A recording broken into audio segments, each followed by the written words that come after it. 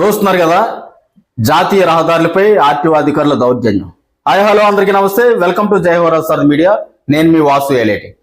ఒక లారీ డ్రైవర్ని చితకబాదిన ఆర్టీఓ అధికారులు. అంతర్ రాష్ట్రాల్లో ప్రయాణం చేస్తూ ప్రజలకు కావాల్సిన నిత్యావసర అత్యవసర సరుకులు తరలించే డ్రైవర్లను కొట్టే హక్కు అధికారులకు ఎవరిచ్చారు? ఇలాంటి సంఘటనలు జరిగినప్పుడు కూడా ప్రభుత్వాలు కానీ మీడియా కానీ ఎందుకు స్పందించడం లేదు?